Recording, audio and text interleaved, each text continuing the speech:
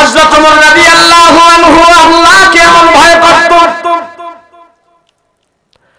হযরত ওমর রাদিয়াল্লাহু আনহু সাদা-সিধা একটা লম্বা মানুষ ছিলেন, গাউরা মেজাজের একটা মানুষ ছিল।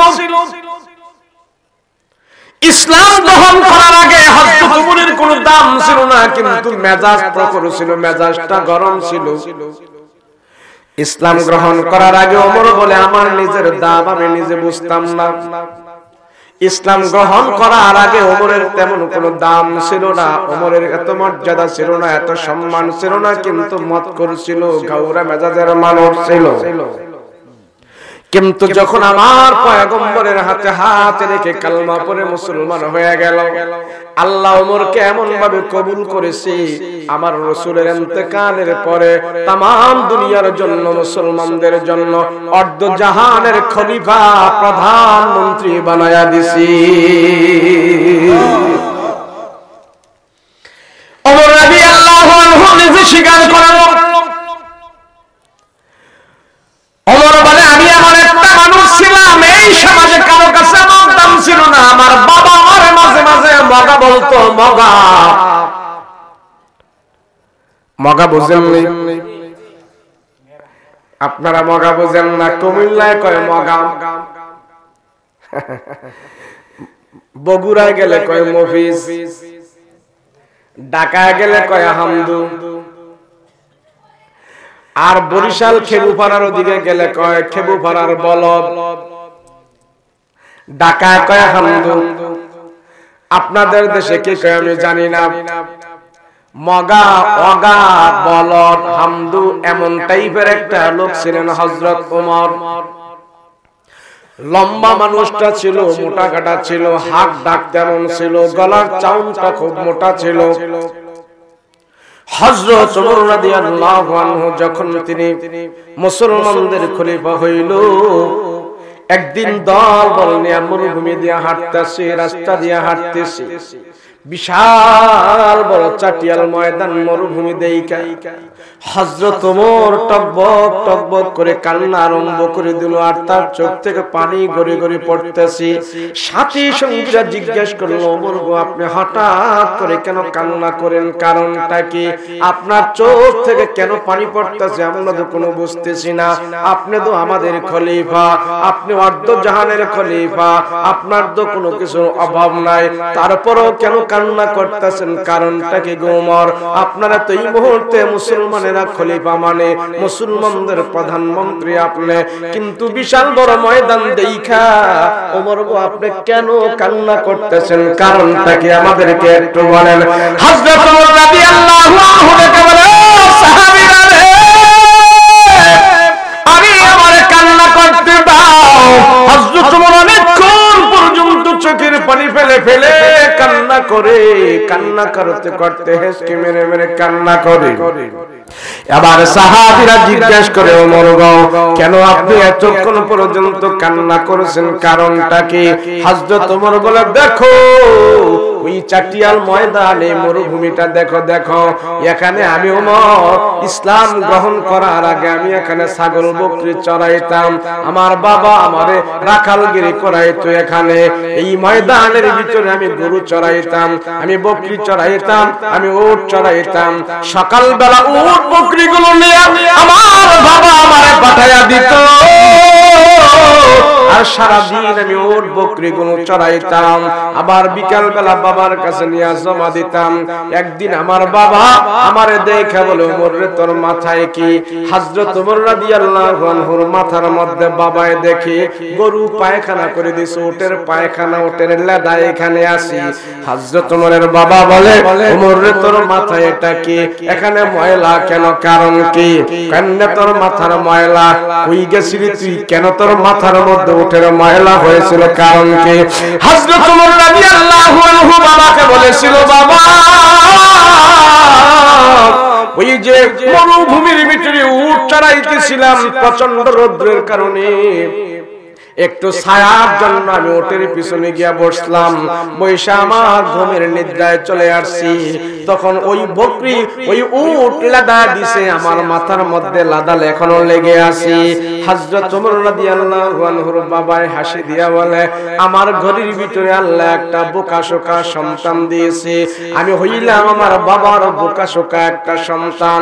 এ সাহাবীরা রে, আমার বাবাই সেদিন আমাকে নিয়ে আফসোস করেছে। আমার বাবা আমাকে বলেছিল মগা, আমি মগা, আসলে মগা এত ব্রেন আমার ছিল না, কিন্তু এই মাঠের রাখাল আমি ছিলাম ইসলাম গ্রহণ করার আগে। আমি যখন আমার নবীর হাতে ইসলাম গ্রহণ করলাম, আমার পয়গম্বর যখন আমাকে মদখোর থেকে টান দিয়ে এনে, আমার রাসূল যখন আমাকে কালমা পড়ে মুসলমান বানাইলো, আল্লাহ আমারে এমন ভাবে কবুল করেছে। না যদি ইসলাম গ্রহণ না করতাম, আমার নবীর হাতে যদি আমি কালমা না পড়তাম, আমি তো এখনো এই উটের রাখাল থাকতাম, এই মাঠের রাখালগিরি করতাম, উট বকরি আমি চড়াইতাম। কিন্তু আমার নবীজির পবিত্র জবানের কালমা গ্রহণ করার কারণে, মুসলমান হয়ে যাওয়ার কারণে আজকে আমি মুসলমানদের খলিফা নয়, অর্ধ জাহানের খলিফা হয়ে গেছি। সেই জন্য আগের মাঠটা দেখা আমার চোখের মধ্যে পানি চলে আসছে। এই মাঠের রাখাল তো আমি ছিলাম। আল্লাহ ইসলাম গ্রহণ করার কারণে, আমার নবীর বরকতের কারণে আল্লাহ তাআলা আমাকে এই মাঠের রাখাল থেকে আল্লাহ টান দিয়া আমার এত বড় মর্যাদার ওমর আল্লাহ বানায়া দিছি। সাহাবীরা, এটা আমার একমাত্র আমার নবীর কারণে।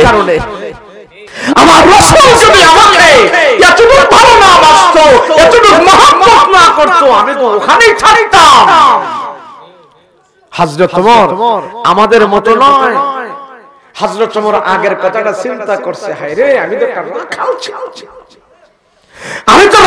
ছিলাম, আমি তো এত বড় ছিলাম। আর আমরা তো আগে কি ছিলাম সেটা মন থাকে না, কিছু পয়সা টয়সা হইলে, কথা কোন ঠিক কিনা? আগে যাই গরিব ছিলাম, এখন এটা ডোন্ট কেয়ার, এটা বিশ্বাস করি না। আগের দিন আছে রে, আগের দিন নাই, এখন যাও ভুল্লা যাও, আগের দিন ভুল্লা যাও। আমাদের সাথে বেশি লাফালাফি করবা না, আগের মতো আমরা না, এখন আমরা খুব শক্তিশালী। আছে না নাই? হযরত ওমর অর্ধ জাহানের খলিফা হওয়ার পরেও ওই আগের অবস্থা দেখে আল্লাহর দরবারে শুকর আদায় করছে, আল্লাহ আমারে তুমি এই মাঠের রাখাল থেকে টান দিয়া আমার রাসূলের বরকতে আল্লাহ তুমি আমারে অর্ধ জাহানের খলিফা বানাই দিয়েছো, আমি তোমার দরবারে কি শুকর আদায় করব? রাসূল পাক সাল্লাল্লাহু আলাইহি ওয়াসাল্লাম এইভাবে নবুয়ত পাওয়ার পর আমার রাসূল মক্কার মানুষদেরকে এইভাবে যখন ইনভলভ করে ইসলামের ভিতরে এনেছে, আর আমার রাসূলের পরশ পথরের ছায়াতে, আমার রাসূলের পরশে, আমার রাসূলের বরকতে যেই মানুষগুলো মুক্তাতে কোনো দাম ছিল না, আল্লাহর রাসূলের বরকতে তাদের দাম এমন হয়ে গেছে, तमाम পৃথিবীর বুকে তারা মডেল হয়ে গিয়েছে। হযরত বেলাল নামগন্ধ ছিল কোন? গোলাম ছিল, গোলাম। হযরত বেলাল গোলাম ছিল, এমনি একটু দাম নাই, আবার এসে কালো মানুষ। কি মানুষ?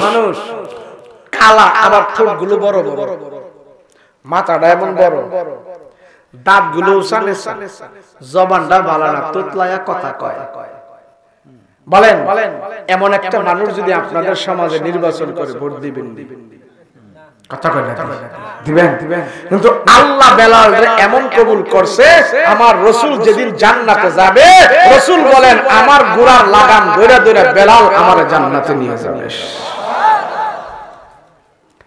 কত মর্যাদা আল্লাহ তাকে দান করেছে। মুসলমান ভাইরা আমার, আমি কোন পাপ করা, আমি কে, আমি কত টাকাওয়ালা, আমি কত পয়সাওয়ালা, আমি কত শিক্ষিত, এগুলো আল্লাহর কাছে দাম নাই।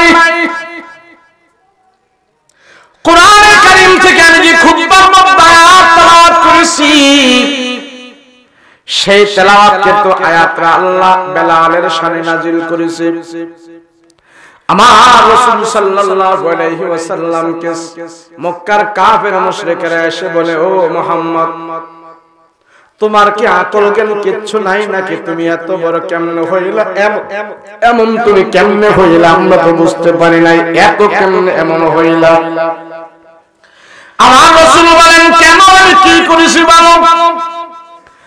আবু জেহেল, উতবা, সাইবা, মক্কার বড় বড় সর্দারেরা এসে আমার রাসূলের কাছে হাজির হয়ে বলেন, এই খানায় কাবা এটা অনেক নামী, অনেক দামি, অনেক সম্মানী, এটা বাইতুল্লাহ। এই খানায় কাবার মুয়াজ্জিন তুমি বেলালরে বানাইছো, কামটা করছো কি? আর কোন মানুষ পাইলা না, বেলালরে কেন মুয়াজ্জিন বানাইলা? কারণটা কি? বেলালে কেন মুয়াজ্জিন হইল? যার কোনো বংশ নাই, মর্যাদা নাই, জাতে হইল হাবশি, আবার কালো মানুষ, কোনো বিদ্যা বুদ্ধি কিচ্ছু নাই, ওই বেলালের কেন তুমি কাবা ঘরের মুয়াজ্জিন বানাইলা? কাবা ঘরটা দামি, এই দামি ঘরের মুয়াজ্জিন তুমি একজন দামিকে বানাইবা, কিন্তু বেলালকে কেন বানাইলা? কারণটা কি? বেলাল তো ঘরের মুয়াজ্জিন হওয়ার উপযুক্ত না। আবু জেহেল এত খুব নামি দামি পাওয়ারফুল নেতা খানায় কাবার মাতবুরি করে, মুহাম্মদ আল্লাহ বাঁচাইছে। আমাগো বাপ দাদারা তোমার দেখছে না যে বেলালের মতো একটা কাইল্লার না এই কাবা ঘরের মুয়াজ্জিন বানাইছো? সারা গেছে আমার বাপ দাদারা যদি দেখতো তাহলে তোমার যে কত বর্ষনা দিত। এমন একটা কোয়ালিটির মানুষকে, হাবশী বংশের মানুষকে, যার জন্মের পরিচয়, যার বংশের পরিচয় আমাদের কাছে নাই, তারে আইনা তুমি মুয়াজ্জিন বানাইছো। তুমি জঘন্য অপরাধ করছো।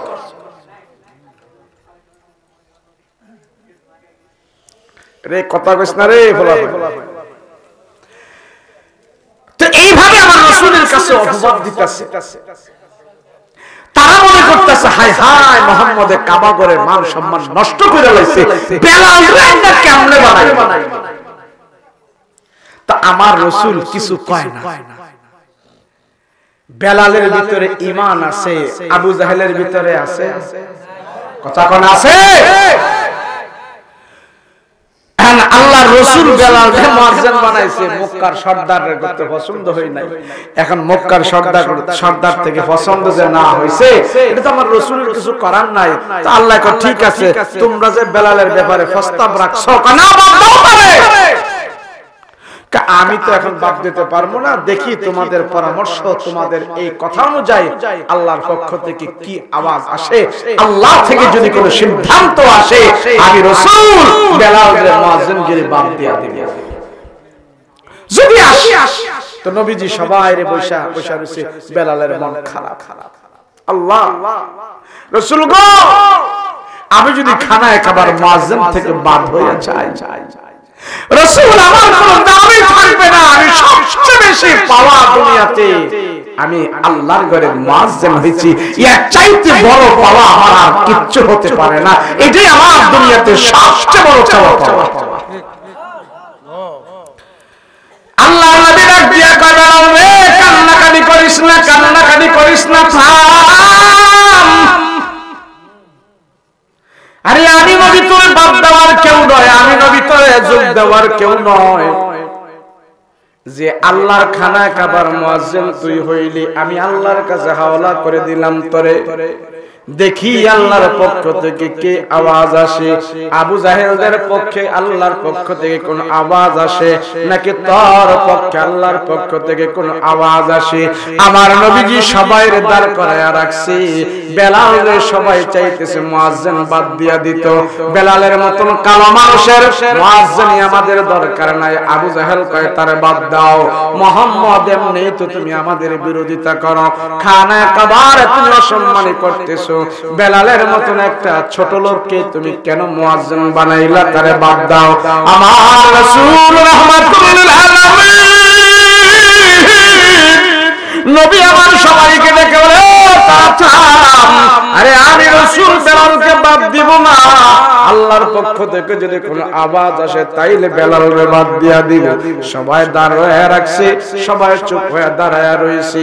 আল্লাহ পাক বেলালের পক্ষে খুশি হইয়া কোরআনের একখানা আয়াত আমার নবীজির কাছে আল্লাহ জিবরাইল আমিনকে দিয়া পাঠায়া দিছি। ইয়া আইয়ুহান নাসু ইন্না খলাকনাকুম মিন যাকারিন ওয়া উনসা ওয়া জাআলনাকুম শুউবান ওয়া ক্বাবাইলা লিতাআরাফু।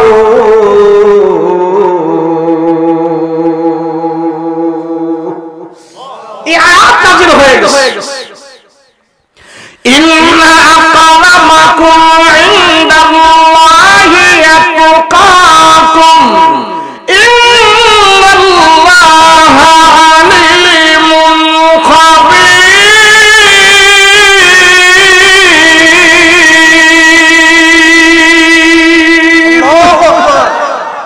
এই আয়াত নাযিল হয়েছে।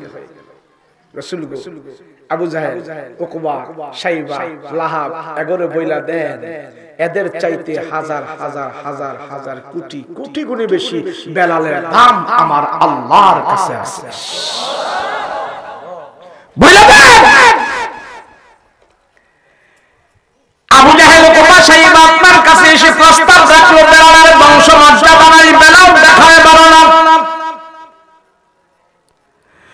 এই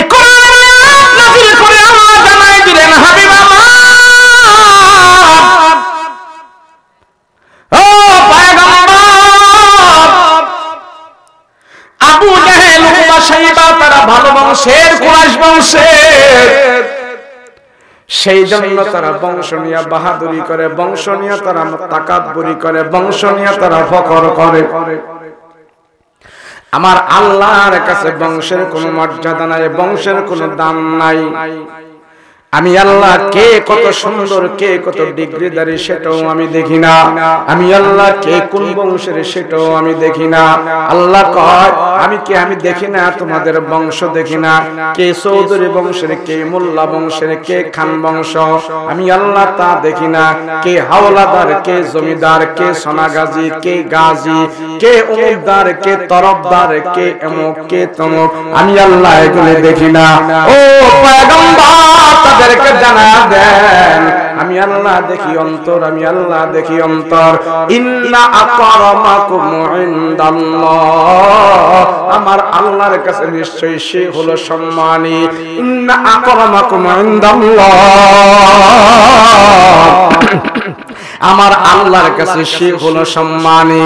আকরামাকুম ইনদাল্লাহি আতকাকুম আতকাকুম, তোমাদের ভিতর থেকে যাদের অন্তরের ভিতরে আমার আল্লাহর ভয় আছে আমি আল্লাহ তারে সবচেয়ে বেশি ভালোবাসি।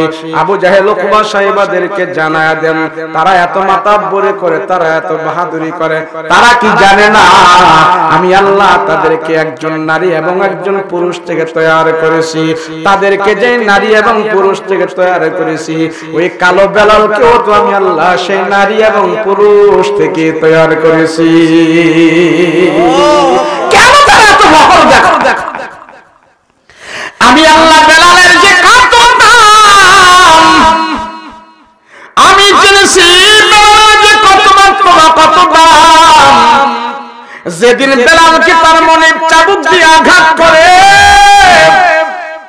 বেলাল তার মনে বলে তুই আল্লাহ নাম ভুলে যা, এক আল্লাহর কথা ভুলে যা। সেদিন বেলাল আমার আল্লাহকে ভুলে নাই, আল্লাহকে বলে নাই। তার মনে উমাইয়া তার চাবুক দিয়ে আঘাত করে, আঘাত করে, আঘাতের কারণে ব্যথা পায়া মা মা বলে না, বাবা বাবাও বলে না, ওহো বলে না। বেলাল দুনিয়ার কোন শব্দ মুখ থেকে বের করে নাই। উমাইয়া জোরে জোরে আঘাত করে, আর বেলালের জবান থেকে শুধু আহাদ আহাদ আহাদ এক আল্লাহর কথাটাই সেদিন বের হয়েছে। আমি আমি আল্লাহ বেলালকে ভালোবাসি। ওই আবু জাহেলের দাম আমার কাছে নাই, ওই উকবা সাহেব আমার তারদের দাম আমার কাছে নাই, ওই আবু লাহাবের দাম আমার কাছে নাই, ওলীদ ইবনে মুগীরার দাম আমার কাছে নাই, মক্কার বড় বড় সর্দার প্রধানদের দাম আমার আল্লাহর কাছে নাই, বেলালের দাম আমার আল্লাহর কাছে সবচেয়ে বেশি, সবচেয়ে বেশি বেলালের দাম আমার কাছে বেশি। রাসূল গো আবু জাহেল উকবা সাহেবদেরকে জানায় দেন বেলালের দাম শুধু তাদের কাছে নয়, বেলালের দাম জান্নাতের ভিতরেও হবে। সুবহানাল্লাহ জোরে বলেন। আমার নবী সবাইকে বয়ান করে বুঝে, ও সাহাবীরা, আমি নবীজি যেদিন জান্নাতের ভিতরে যাব, হাসরের ময়দানে সব নবীরা পাগল হয়ে যাবে জান্নাতে যাওয়ার জন্য। এক এক নবী জান্নাতের দরজায় যা কোরআন আরবে আমাদেরকে ঢুকতে দাও জান্নাতের ভিতরে।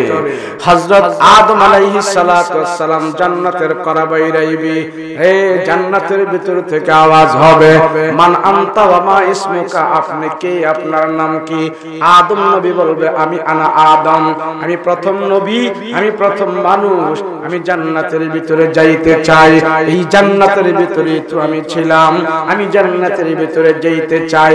জান্নাতের ভিতর থেকে আওয়াজ হবে, ও পয়গম্বর আদম গো, এখনো আপনার জান্নাতে আসার সময় হয় নাই। যখন আপনার জান্নাতে আসার সময় হবে, আমরা জান্নাতীরা আপনাদেরকে ডাক দেব। দরজা যেদিন আপনার জন্য খোলা হবে, ওই দিন আপনি জান্নাতের ভিতরে আসতে পারবেন, তার আগে আপনি জান্নাতে আসতে পারবেন না। জান্নাতের বাহিরে অপেক্ষা করতে থাকেন, আপনাকে ডাকা হবে, অপেক্ষা করেন বাহিরে।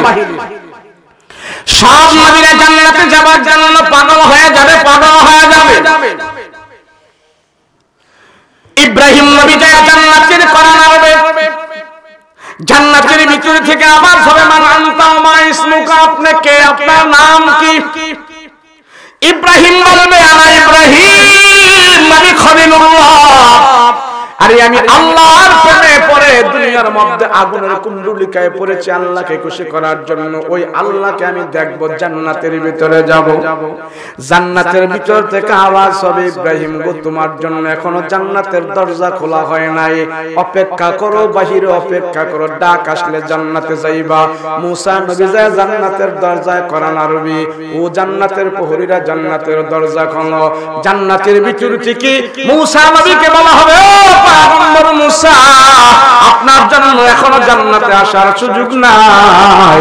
পয়গম্বর মুসা বলবে, আমি আল্লাহর সাথে তুর পাহাড়ে সরাসরি কথা বলেছি, এটা আমার বিশেষ গুণ। ওই মাওলার সাথে আমি জান্নাতে দেখা করব, জান্নাতের দরজা খোলো।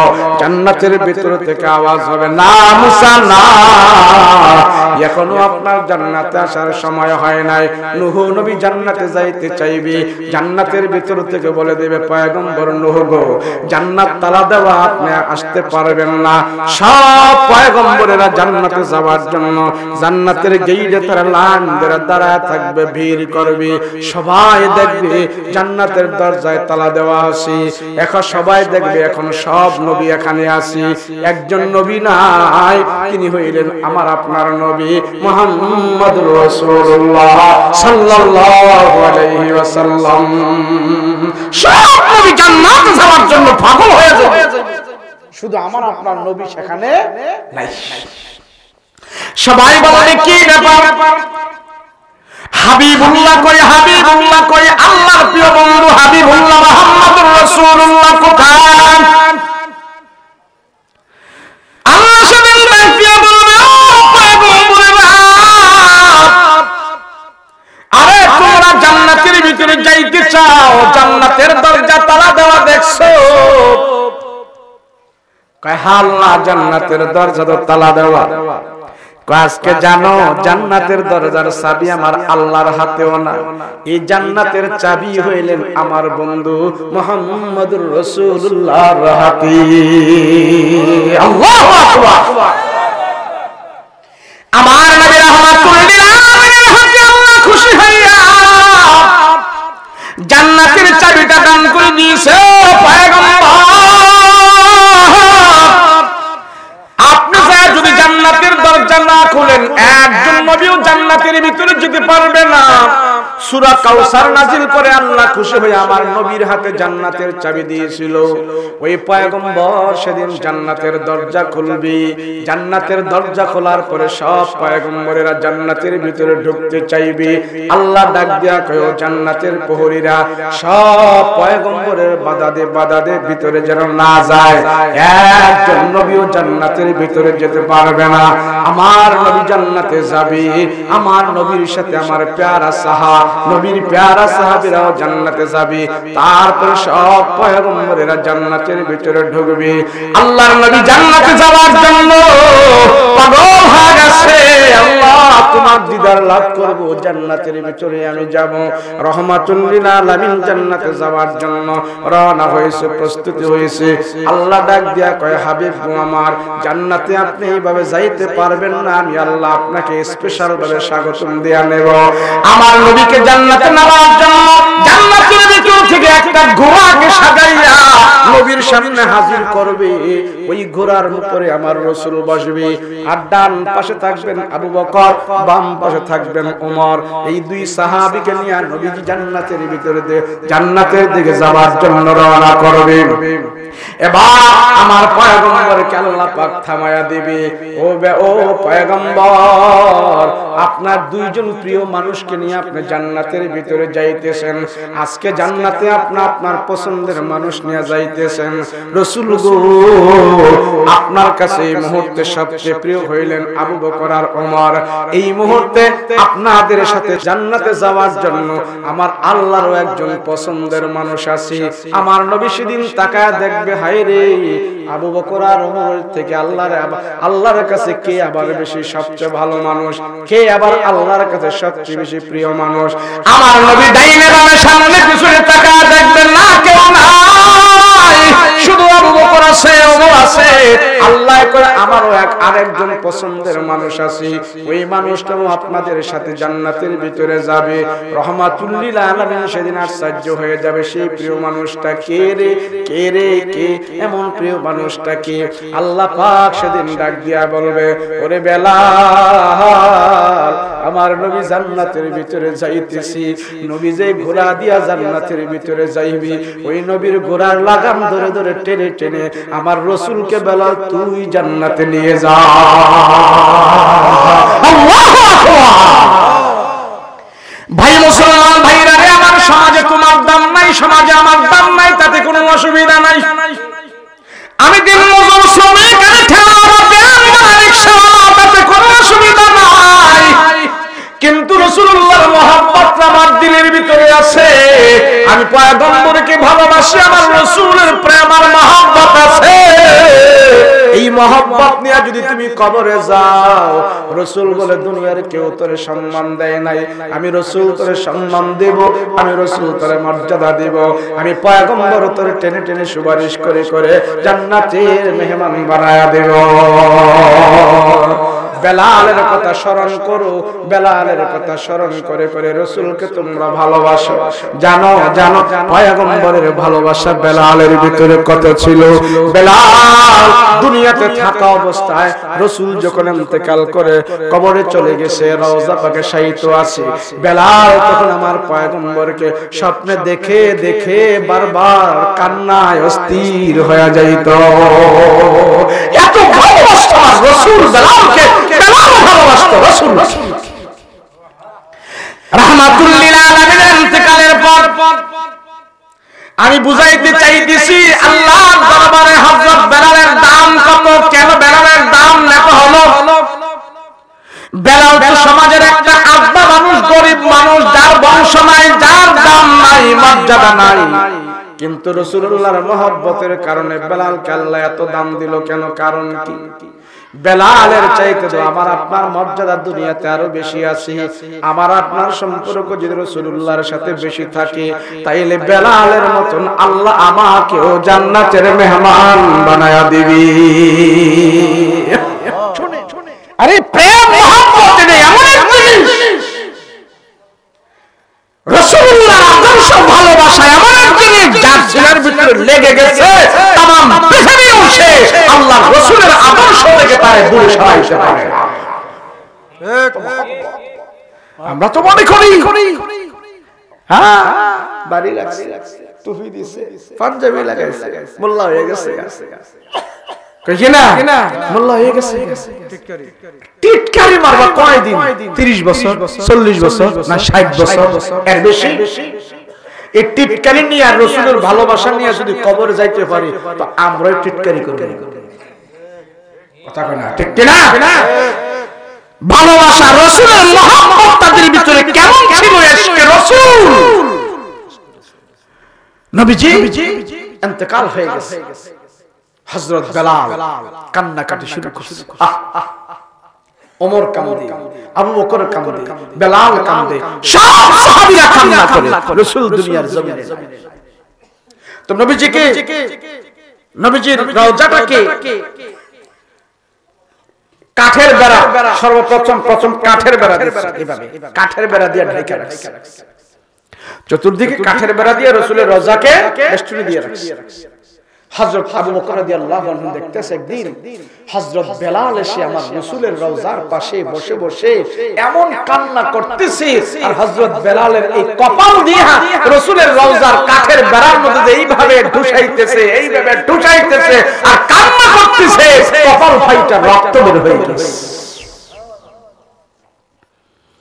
হযরত আবু বকর বলে, বেলাল কি ব্যাপার, কারণ কি, পাগলামি করছ কেন? রাসূল আমাদেরকে ছেড়ে 3.5 হাত কবরের নিচে গেল, আমরাও তো রাসূলের সাহাবী, রাসূলকে তো আমরাও ভালোবাসি। ওমর ভালোবাসে, আমি ভালোবাসি, আলী ভালোবাসে, ওসমান ভালোবাসে, আমরা কত কান্নাকাটি করি না? কয়েকদিন কান্নার পরে তো আমরা আর কান্নাকাটি করি না, ধৈর্য ধারণ করে আছি, ধৈর্য ধারণ করে আছি। বেলাল, রাসূলের রওজার পাশে তুই এখন কান্নাকাটি করিস না, করিস না, পরিবেশটা আর নষ্ট করিস না, এত আবেগ দেখাস না। আবেগ দেখাবি ব্যক্তিগতভাবে, আবেগ দেখা, প্রকাশ্যে পাগলামি করিস না। আর সাহাবায়ে কেরামের মন ভেঙে পড়বে, এত পাগলামি করিস না। হযরত বেলালকে আবু বকর রাদিয়াল্লাহু আনহু বলে, বেলাল রে, রাসূলের প্রেম আর মহব্বত নিয়ে আমরাও তো মদিনায় আছি, তুই এমন পাগলামি করস কেন? কারণটা কি? কারণটা কি? হযরত বেলাল একটা চিৎকার করে,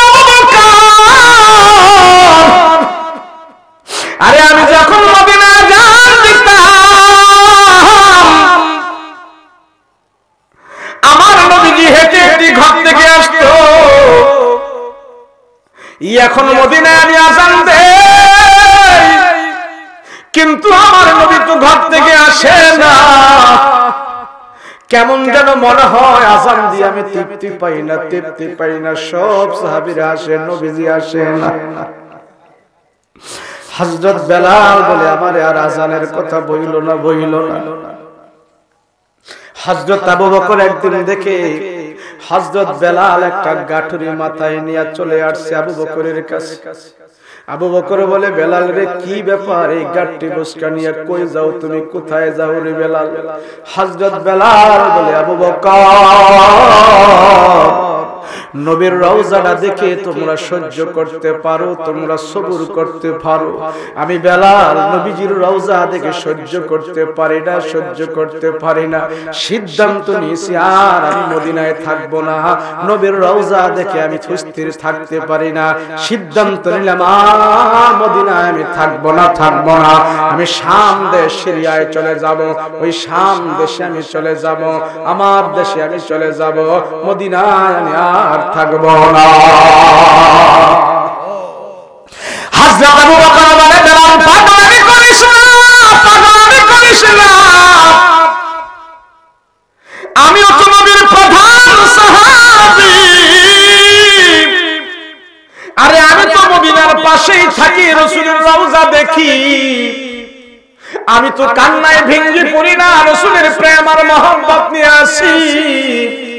বেলাল রে আমি তো কোথাও যাই না, আমার রাসূলের প্রেম আর মহব্বত নিয়ে এখানে আছি, তুই যাইস না যাইস না।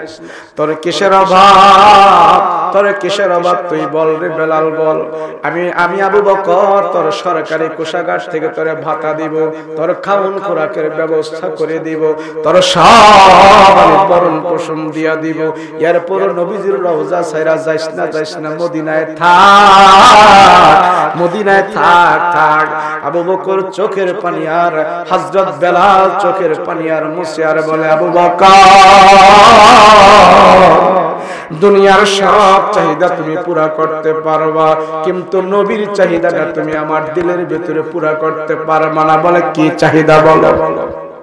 আবু বকর তুমি আমাকে খাওয়ান খোরাক দিতে পারবা, আমার জামা কাপড় ভরণ পোষণ দিতে পারবা, কিন্তু আবু বকর তুমি আমার কলিজা ছেড়ে যদি দেখো, আর এই মদিনায় বসে বসে আমার নবীর চেহারাটা আমি দেখতাম, আমার রাসূলের চেহারার দিকে তাকায় থাকলে আমার পেটের ক্ষুধা পর্যন্ত দূর হয়ে যাইত। আমার নবীর চেহারার দিকে তাকায় থাকলে দুনিয়ার দুঃখ কষ্ট আমি ভুলে যাইতাম। আবু বকর তোমরা তো শুধু আমারে আযান দিতে বলো, আযান দিতে বলো, আযান দেই, কিন্তু নবীজি জীবিত থাকতে যে আযান দিতাম, যে স্বাদ পাইতাম, আযান দেওয়ার পরে আমি মুখটা ঘুরায়া দেখতাম আমার নবী ঘর থেকে হাঁটি হাঁটি পা পা করে রাসূল মসজিদে নববীর ভিতরে আসতো। এখন আযান দেওয়ার পর দেখি রাস্তায় আমার নবীজি নাই নাই। আবু বকর তুমি আমার রাসূলকে মসজিদে হাজির করে দাও, আমি আযান দেব, আমার রাসূলকে মসজিদে হাজির করে দাও। আমি আযান দিলে আমার নবীজি টক টক করে মসজিদে আসতো, আর আমি দৃশ্যটা দেখতাম। কিন্তু এখন আযান দেই আমার নবী রাস্তায় নাই, নবীজি মসজিদে আসে না। না না, নবীজি তো এখন ঘরেও নাই, মসজিদেও নাই, নবীজি তো আমাদের পাশে রওজা শরীফে শায়িত আছে। এই কথা বলে বলে হযরত বেলাল রওজার কাঠের জালের মধ্যে, কাঠের বেড়ার মধ্যে রওজাল ঠেস লাগায়া লাগায়া শুধু কান্না করে কপাল ফাটায়া ফেলছে, রক্ত বের হয়ে গেছে। আবু বকর সান্ত্বনা দেয়, না না না আবু বকর গো, আমি মদিনায় থাকবো না, মদিনায় আমি থাকবো না। একবারে সবার থেকে বিদায় নিয়ে হযরত বেলাল রাদিয়াল্লাহু আনহু ওই শাম দেশে চলে গেছে, বহুত দূরে চলে গেছে। ওখানে যায় 6 মাস বেলাল সেখানে অবস্থান করেছে শাম দেশে। ওখানে যায় চলাফেরা করতেছে, বিবি বাল বাচ্চা নিয়ে সুন্দর মতো চলতেছে। 6 মাস পরে আমার নবী রাহমাতুল লিল আলামিন বেলালকে স্বপ্নে দেখাইলো, এরে বেলাল আমি জীবিত থাকতে তো তুই মদিনায় ছিলি, আমি যখন রওজায় চলে আসলাম এখন তুই মদিনায় নাই, আমার থেকে তুমি কেন এত দূরে চলে গেলে? বেলাল সিরিয়ায় থাকিস না, আমার রাসূলের মহব্বতে আবার তুই মদিনায় চলে আয়। যখন অর্ধবিঘ হাত নিচে চলে আসবে, আমার রাসূলকে সুন্নাত মনে করে যারা টুপি দিয়েছে, ওই সেদিন সূর্যের আলো প্রচন্ড গরম, সেই গরমের তাপ তার মাথায় লাগবে না। আসেনি দিয়াম নাই। এখন যদি চেক করে যে ভাই রাসূল তো আমাদের নেতা, রাসূল তো আমাদের নবী, রাসূল তো হলেন আমাদের কান্ডারি, রাসূল তো আমাদের জন্য সুপারিশ করবেন, রাসূলের জন্য তো আমরা দুনিয়ার সবকিছু পাইলাম, সেই রাসূলের মহব্বত করেন, মাথায় টুপি দেননি, মেসওয়াক করেননি, এরকম এই সুন্নাতগুলো তো সবার পকেটে থাকার দরকার, ঠিক না? কিন্তু আমগো মুসলমান রাসূলের উম্মত আমরা আমগো পকেটটি চেক করলে এই সুন্নতের পাওয়া যায় তো না, কতটা আকিজগুলি পাওয়া যায়। এই অবস্থায় যদি মারা যায়, মৃত্যুর পরে যদি আমার পকেট থেকে সুন্নত বের হয়, আমি এখন মারা যাব, আমার গায়ে যদি শার্ট থাকে, আমার গায়ে যদি পাঞ্জাবি থাকে, আমার গায়ে যদি অন্য কোনো পোশাক থাকে, আমার মৃত্যুর পরে আমার স্বজনেরা আমার এই পোশাক টেনে খুলে ফেলবে। কথা বলেন ঠিক কিনা? আমার এই পোশাক খোলার পরে যদি সেখানে পায় যে তাসবিহ পাওয়া গেছে আমার পকেটে, সুন্নাত পাওয়া গেছে আমার পকেটে, টুপি পাওয়া গেছে আমার পকেটে, তাসবিহ সারা পাওয়া গেছে আমার পকেটে, মিসওয়াক পাওয়া গেছে আমার পকেটে, আতর পাওয়া গেছে আমার পকেটে, কিন্তু রাসূল এটি ব্যবহার করত। তো এগুলো যদি পাওয়া যায় তাহলে আমি নিজেই তো সাক্ষী যে আমার বাবার পকেটে, দাদার পকেটে রাসূলের এই সুন্নাত পাওয়া গেছে। কথা কোন ঠিক কিনা? কিন্তু এখন যদি আমি মারা যাওয়ার পরে আমার যদি পাঞ্জাবি পায়জামা এবং শার্ট মার যা আছে আমরা পরি, এগুলা যদি কেউ খুলে রাসূলের সুন্নাত পাইতো না, কতটি আকিজ বেরি ভাই। কথা কই না? বিড়ি ভাই, তা আমার মৃত্যুর পরে পাওয়া গেছে বিড়ি, আমার মৃত্যুর পরে পাওয়া গেছে অন্য কিছু, তাহলে কি এই অবস্থায় যদি আমি মৃত্যুবরণ করি রাসূলের শাফায়াত আছে না? আমরা এই চিনি সেই চিনি, নেতা চিনি, দল চিনি, টাকা চিনি, পয়সা চিনি, কিন্তু রাসূল চিনি না। কথা কোন ঠিক কিনা? রাসূল চিনি না, নবী চিনি না। অথচ আমার রাসূলের শুধু মহব্বত মানুষের ভিতরে ছিল না, পশু পাখির ভিতরেও ছিল। কথা বলেন ঠিক কিনা?